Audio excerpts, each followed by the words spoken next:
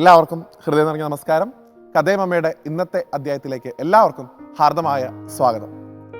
ഈ ഒരു തുലാവർഷ കാലത്തിലേക്ക് നമ്മൾ കടക്കുമ്പോൾ പൊതുവിൽ നമ്മുടെ ക്രിയാശേഷി, കാര്യങ്ങളൊക്കെ ചെയ്യാനുള്ളൊരു ശേഷി പൊതുവിൽ കുറഞ്ഞതായിട്ടാണ് മഹാത്മാക്കൾ പറയാറുള്ളത്. എപ്പോഴും ഒരു ആലസ്യത്തിൻ്റെ, മടിയുടെയൊക്കെ ഒരു ഭാഗം നമ്മുടെ ജീവിതത്തിലേക്ക് കടന്നു വരുന്ന ഒരു സമയമാണ് ഈ തണുത്ത അന്തരീക്ഷം, മഴ.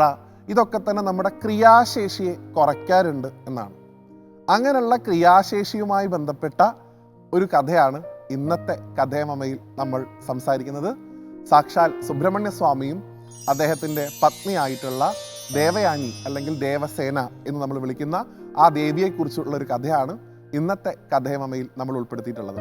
നമുക്ക് എല്ലാവർക്കും അറിയാം, ഭഗവാന് 2 ഭാര്യമാരാണുള്ളത്. ഒരാളുടെ പേര് ദേവസേന, മറ്റൊരാളുടെ പേര് വള്ളി. ഇവരെങ്ങനെയാണ് ഭഗവാന്റെ ജീവിതത്തിലേക്ക് കടന്നു വന്നത് എന്ന് നമുക്കൊന്ന് പരിശോധിക്കാം. പല കഥകൾ പറയുന്നുണ്ട്, പല സമ്പ്രദായങ്ങളിൽ. ഇതിൽ പ്രധാനപ്പെട്ട 1-2 കഥകളൊക്കെ ഇന്നത്തെ അധ്യായത്തിൽ നമുക്ക് പരിശോധിക്കാൻ ശ്രമിക്കാം. ഇതിൽ ആദ്യമായിട്ട് മനസ്സിലാക്കേണ്ടത് 2 പെൺകുട്ടികളുടെ കഥയാണ്. ഒരാളുടെ പേര് ദൈത്യസേന എന്നും മറ്റൊരാളുടെ പേര് ദേവസേന എന്നുമാണ്. ഈ ദൈത്യസേനയും അതുപോലെ തന്നെ ദേവസേനയും ഒരു കാലത്ത് അസുരന്മാർ തടവിലാക്കുകയും അതിൽ ദൈത്യസേനയെ കേശി എന്ന് പറയുന്ന അസുരൻ കല്യാണം കഴിച്ചു എന്നുമാണ് കഥ. ദേവസേനയ്ക്ക് അസുരന്മാരുടെ കൂടെ പോവാൻ ഒരു തരത്തിലുള്ള താല്പര്യം ഉണ്ടായിരുന്നില്ല. അവർ ആ പാവം പെൺകുട്ടിയായിട്ടുള്ള ദേവസേന ഈ കേശി എന്ന് പറയുന്ന അസുരനെ ഭയന്ന് ഓടാൻ തുടങ്ങി. കേശിയാണെങ്കിൽ ഇദ്ദേഹത്തിൻ്റെ പുറകെയും കിടന്നോടാൻ തുടങ്ങി. ആ സമയത്താണ് ഇന്ദ്രദേവൻ ആ വഴി വരുന്നത്.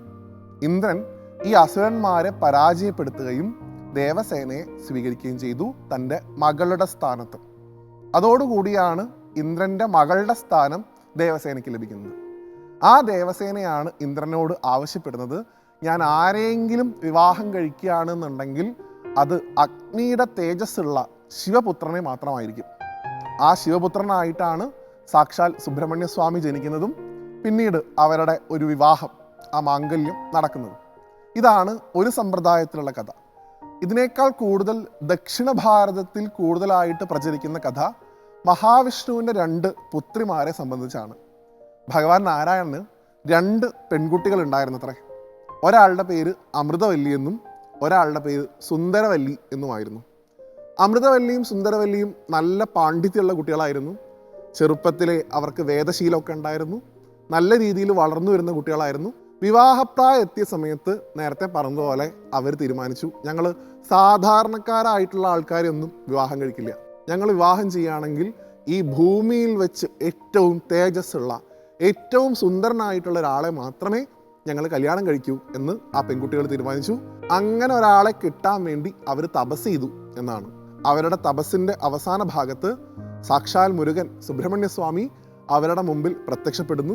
ഈ ജന്മത്തിൽ നിങ്ങൾക്ക് എൻ്റെ ഭാര്യമാരാവാനുള്ള ഒരു യോഗം കാണുന്നില്ല. ഈ ജന്മം ഉപേക്ഷിച്ച് നിങ്ങൾ 2 പെൺകുട്ടികളായി അടുത്ത ജന്മത്തിൽ പുനർജനിക്കും. ആ സമയത്ത് നിങ്ങളെ 2 പേരെയും ഞാൻ എൻ്റെ ജീവിതത്തിൻ്റെ ഭാഗമാക്കും എന്ന് പറഞ്ഞ് ഭഗവാൻ അവരെ അനുഗ്രഹിച്ചു എന്നാണ്.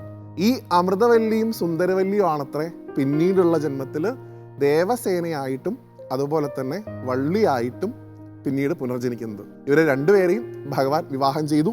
അതിൽ ദേവസേനയെ ഭഗവാൻ വിവാഹം ചെയ്യുന്നത് താരകാസുരനുമായിട്ടുള്ള ഭഗവാന്റെ യുദ്ധത്തിന് ശേഷം ഇന്ദ്രൻ തൻ്റെ മകളെ കൂടി ദേവസേനാധിപതിയായിട്ടുള്ള മുരുകന് വിവാഹം ചെയ്തു കൊടുത്തു എന്നാണ്. ആ മാംഗല്യമൊക്കെ തമിഴ് സമ്പ്രദായത്തിലൊക്കെ വളരെ വിശേഷമായിട്ട് ആഘോഷിക്കാറുണ്ട്, തിരുക്കല്യാണം എന്ന പേരിൽ. എന്തായാലും ഇങ്ങനെയാണ് ഭഗവാന്റെ ജീവിതത്തിലേക്ക് ദേവസേന കടന്നു വരുന്നത്. ഭഗവാന്റെ ജീവിതത്തിലേക്ക് വള്ളി എങ്ങനെയാണ് വന്നതെന്ന് വരുന്ന അധ്യായത്തിൽ നമുക്ക് പരിചയപ്പെടാം. ഇനി യഥാർത്ഥത്തിൽ എന്താണ് ഈ കഥ കൊണ്ട് ഉദ്ദേശിച്ചത് എന്നുകൂടെ മനസ്സിലാക്കുക. ഒരു മനുഷ്യൻ്റെ ശക്തികളിൽ ഏറ്റവും പ്രധാനപ്പെട്ട ഒരു ശക്തിവിശേഷമാണ് ക്രിയാശക്തി, കാര്യങ്ങൾ ചെയ്യാനുള്ള കഴിവ് എന്നാണ് അതിൻ്റെ പേര്. 2 ശക്തിയാണ് പ്രധാനമായിട്ടും ഒരു മനുഷ്യന് വേണ്ടതെന്നാണ്. ഒന്ന് ഇച്ഛാശക്തിയും ഒന്ന് ക്രിയാശക്തിയും.